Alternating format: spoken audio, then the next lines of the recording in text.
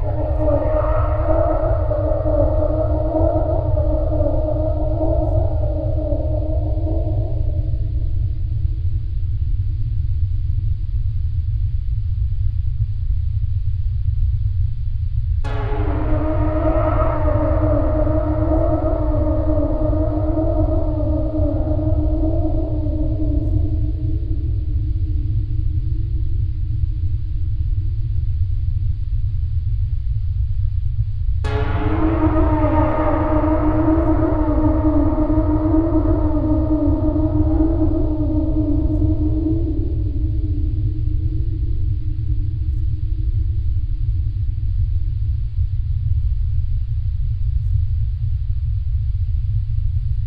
name is Maggie Reouleau, and my film is called Angel.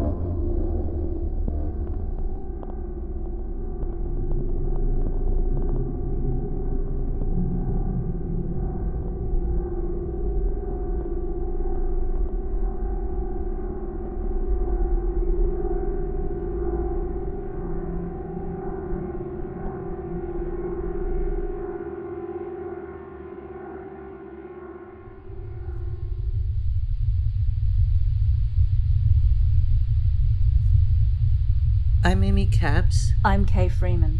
And we are Hibiscus TV. And this is our film, Air.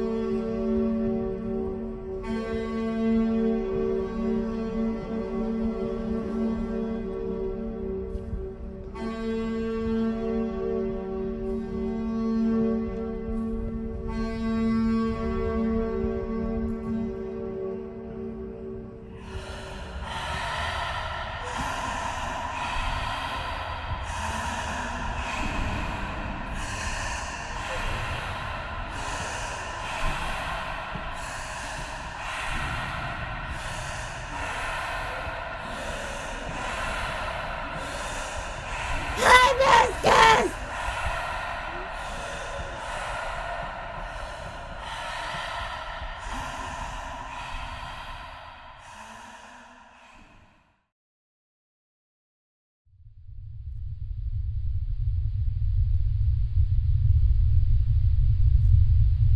My name is Zhouyi, and my film is called Morning Blues.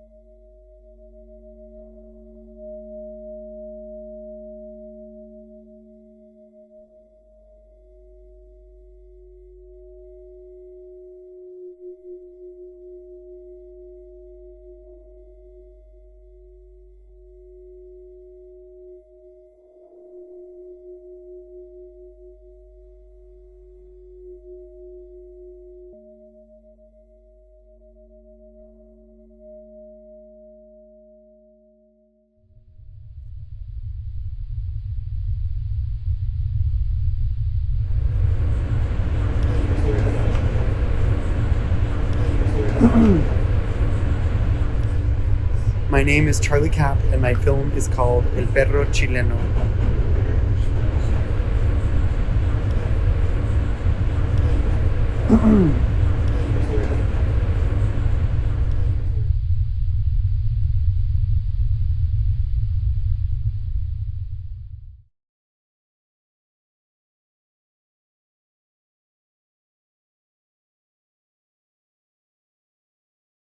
Clarissa knows exactly what she is doing, all right? She uses John and she puts him in the middle between you and she just rubs you in every single time. Like we have a kid together. I do have responsibilities as a father.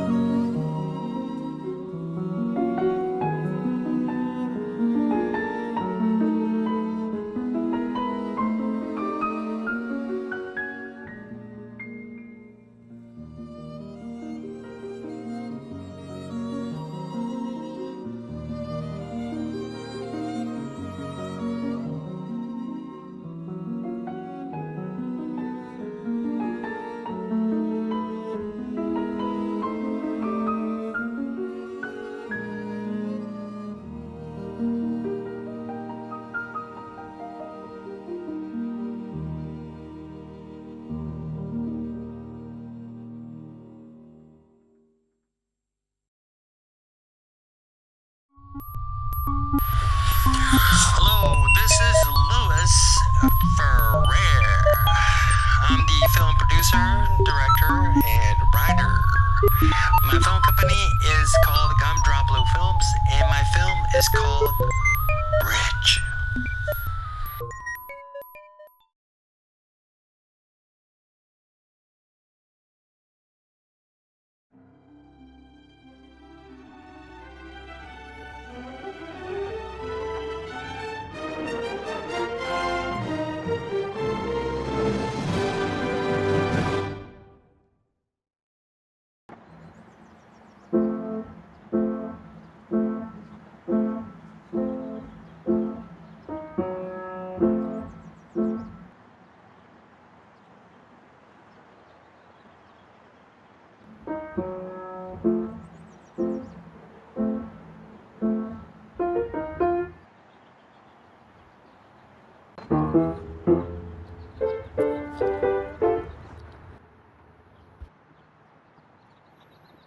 It's a race, it's a rat race. And you're behind. It's like Jerry and Tom. You're Jerry and Tom's behind you.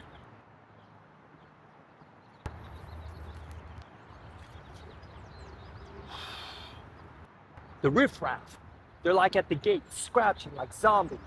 Values, the only values is the value of my B You snooze, you lose. This isn't a banquet. This is a frenzy. It's a free-for-all.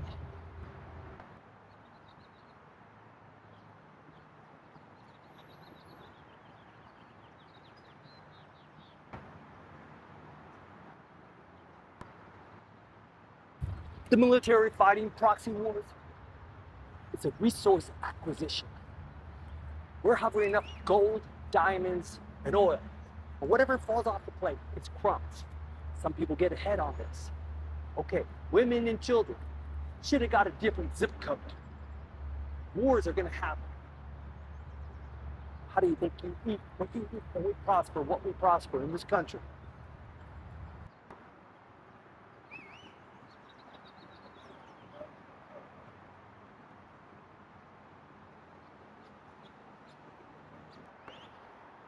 It's not like any animal I've ever heard.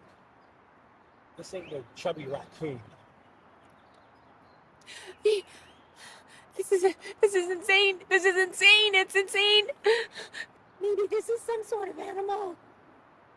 You think a Band-Aid should cost 5 cents? Come on, go get a job or sell a kidney. Surgeons making millions? Of course, they're rock stars in the medical field.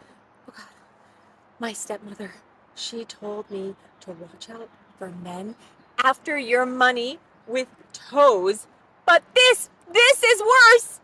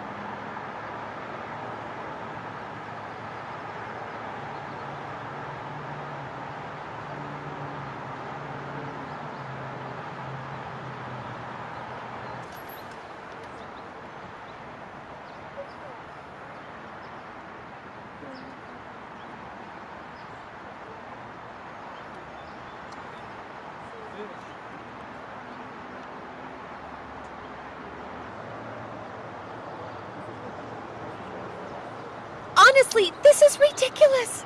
No cell service? Protein won't save Where you is the from this. AAA when you need Whatever them? this is. Protein won't save you from this.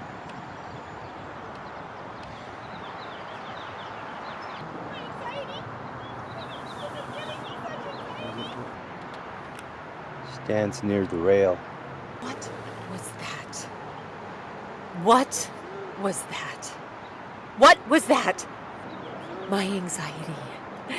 This is giving me such anxiety. Anxiety? This is giving me such anxiety. My anxiety. This is giving me such anxiety. Tariff on existence.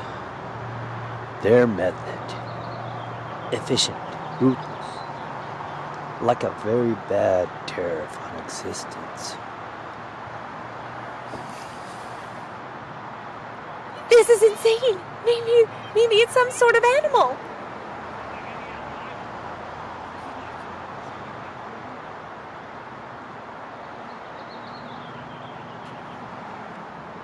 This is insane. Maybe it's some sort of animal. Protein won't save you from this. Whatever this is.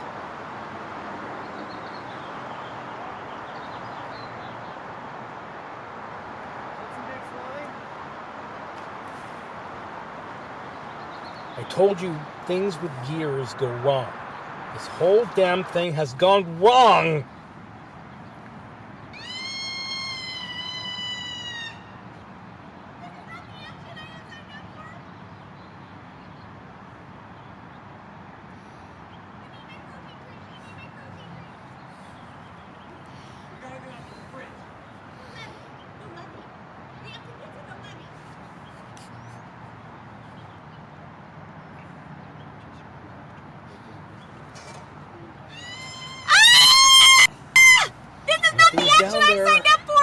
But something's definitely moving. Fast. Like that Kendrick Lamar song. Dun, dun, dun, dun. This is not the action I signed up for!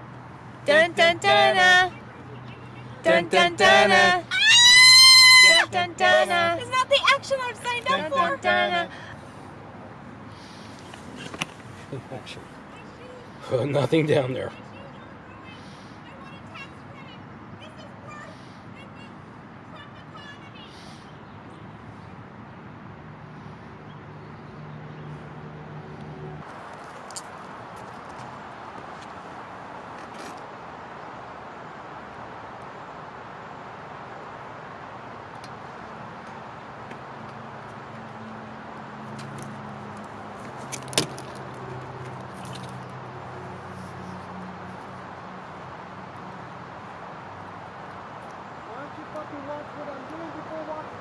We gotta get off this bridge.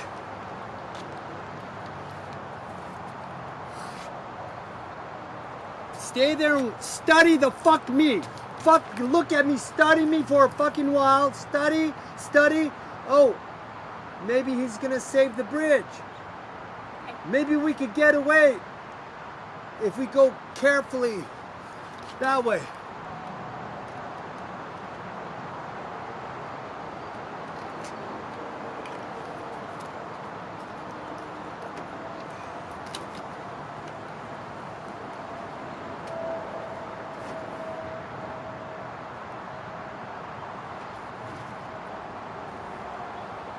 The levee's a boundary.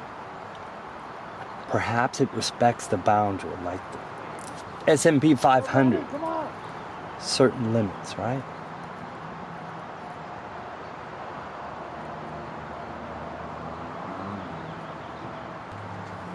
He's a Chepina, structural bypass. A risky maneuver, like investing in creatine gummies without research.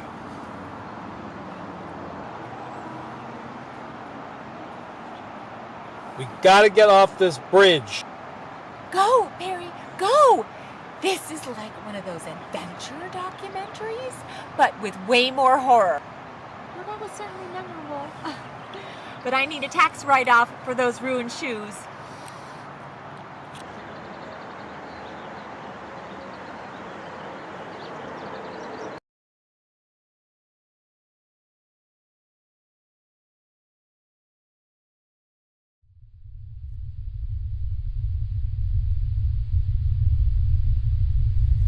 My name is Emily Greenberg, and this is my film on exactitude and science.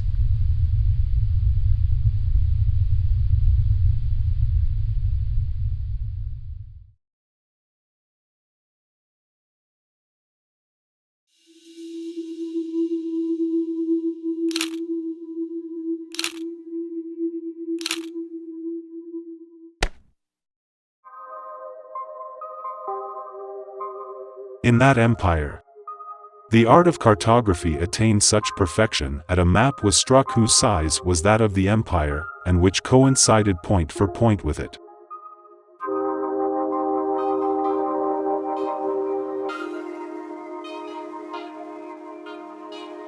After the empire fell, that vast map was delivered to the inclemencies of sun and winters.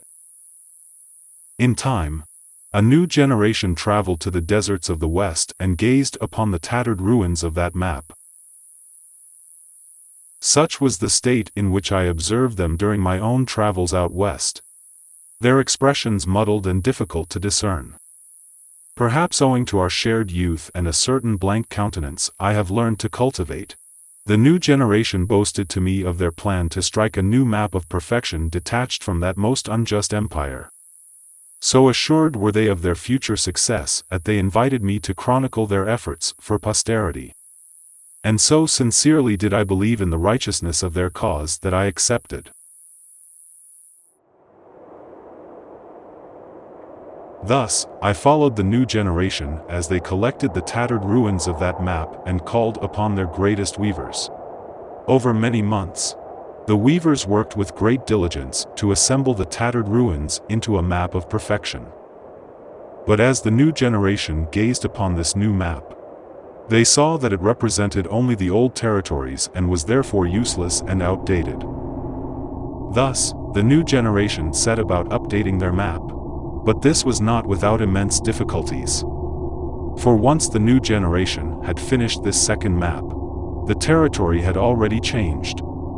The new generation then called the fastest and most excellent cartographers for a third and fourth map. But even these most excellent cartographers could not keep pace with the rapidly changing territories. The problem, insofar as this humble chronicler understood it, was related to the limitations of human eyes, mouths, and ears. Thus, the new generation invented new eyes that saw further and in more detail than mere human eyes. And they fastened these eyes onto aeroplanes, and they launched these eyes into space. And they secured these eyes onto moving automobiles and snowmobiles and watercrafts and underwater crafts, and even the backs of intrepid nature hikers and slope skiers and deep-sea divers. And the new eyes saw all, even such intimate incidents as should remain invisible for eternity. Thus, these mapmakers of the new generation invented new mouths and ears that communicated across vast distances. They placed these mouths and ears inside a portable curio. And from this curio, the mapmakers advised the most perfect routes of travel. Thus, a map of utmost detail was attained. When the mapmakers displayed to me this curio for the purposes of my record, I confess I felt most conflicted as to its designs. Although this humble chronicler could certainly appreciate innovation, I worried that the curio users were not themselves most excellent cartographers and would introduce great errors and inaccuracies into the map. Most especially, I worried about those new eyes which saw all. On exactitude in business and government.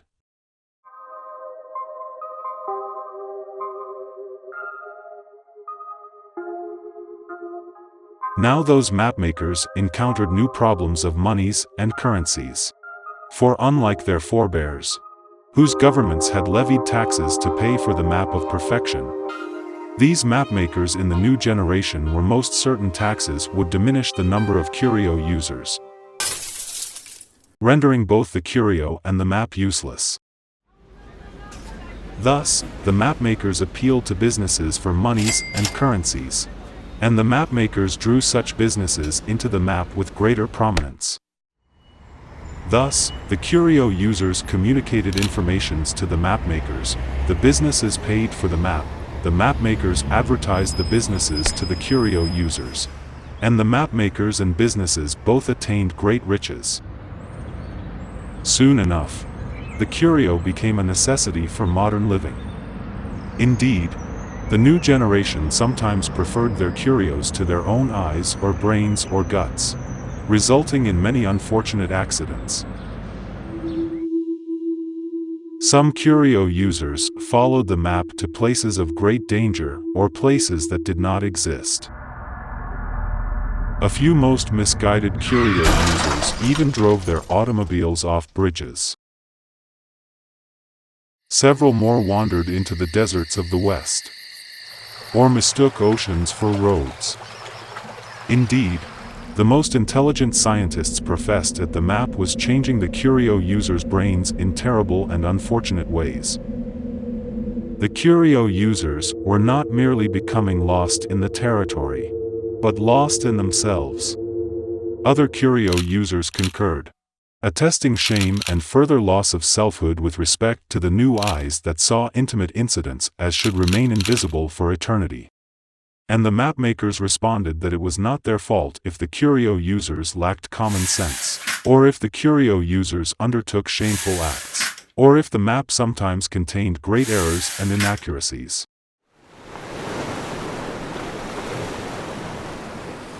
I watched these vast undertakings in silence, not feeling it my duty, as a humble chronicler, to involve myself as a participant. Thus, my mouth was forgotten. Already, I could feel myself becoming more deeply rooted in the map. So it was that I endeavored to slowly forget the remainder of my body. One by one, I forgot each finger and every toe. I forgot my calloused hands and blistered feet, my bitter, loving heart, all but my imperfect eyes.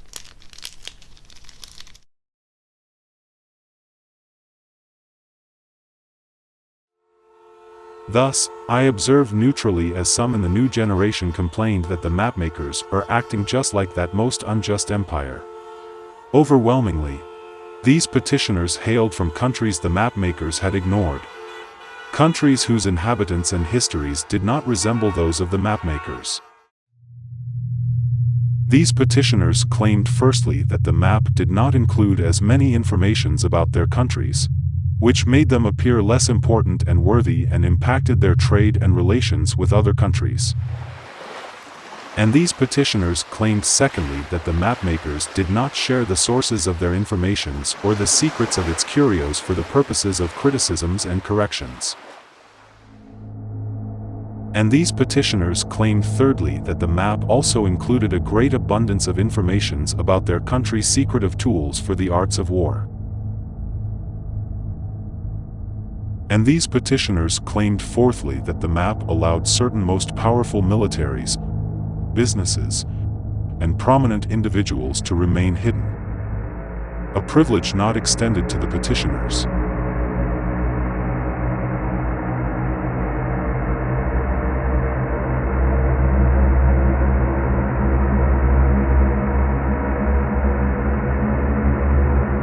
And the mapmakers responded that they were not acting like that most unjust empire at all. As the mapmakers explained, only a government seeks territory and establishes an empire. And only a government declares war to seek territory, and only a government is accountable to its citizens and allies. Whereas the mapmakers were only a business. And a business only seeks customers to establish greater profits. And a business only declares competition on rivals to acquire more customers. And a business only is accountable to its shareholders and business partners. At the same time, the mapmakers were declaring themselves a business rather than a government. Individual governments were becoming as dependent on the map as their peoples. And these governments, without knowing the accuracies of the map's informations or the secrets of the curio, began relying upon the map for the enforcements of its laws and tax collections and other petty decrees. And over time, these governments, who had long-lasting and bitter disputes with other governments, petitioned the mapmakers to rename certain territories or to redraw borders. The mapmakers complied, attempting to appease both sides with multiple designations and footnotes. And for a time, the governments were satisfied. And for a time, the territories and profits still determined the map. And for a time, the mapmakers were still only a business acquiring customers and profits. And for a time, I still believed in the righteousness of that map, and that I may disappear completely.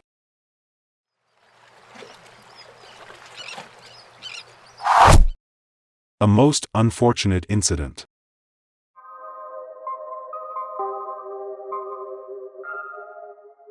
Before the empire fell, its rulers had insisted upon strange and irregular borders to prevent its provinces and colonies from uniting in revolution. Such strange and irregular borders crossed mountains and forests, and destroyed communities and their trades. Thus, after the empire fell, one such province split into two separate and distinct territories. Both desired entrance to the great river for trade, and so a treaty with most imprecise terminology was drawn. As the river shifted further north, the territories developed an informal agreement and new boundaries. Not understanding the informal agreement or the history of these countries they had previously ignored, the mapmakers drew their map according to the old treaty privileging the north. In time, a dispute arose. I felt it first as a tingle in my toes, then a tremor in my chest. Pointing to the map, the South accused the North of invading their territory. The South petitioned the mapmakers, and the mapmakers admitted their egregious error, adjusting the border back to the informal agreement's customary boundary. The North did not accept the new map and instead dispatched soldiers to the Delta, forcing the South to retaliate. By then, the rest of my body was returning to me, heavy and cold. Perhaps owing to that certain blank countenance I have learned to cultivate, both North and South mistook me as an emissary for the mapmakers. As they set upon me, I cried that I was not a mapmaker, merely a chronicler, and held up my chronicle as evidence. This they flung into the great river. In chronicling the map, they informed me, I had also created that very map and now must choose a side. They bound a weapon to my hands, and my hands to the grid.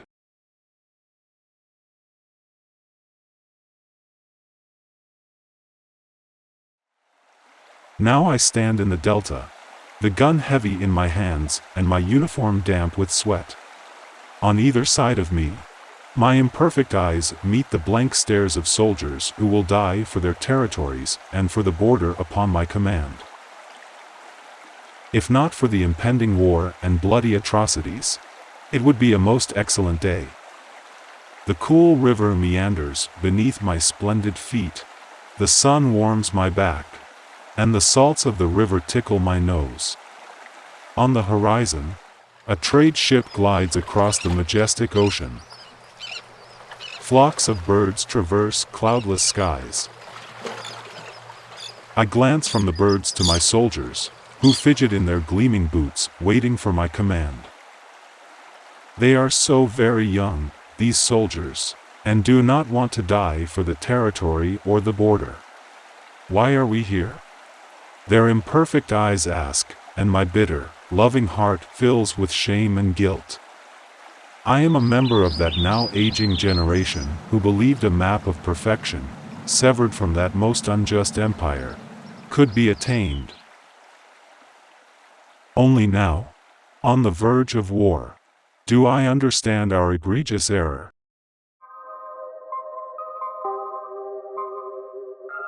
Our map is its own empire. Indeed, it is the map in which we live, and the territories and peoples we have left in tattered ruins.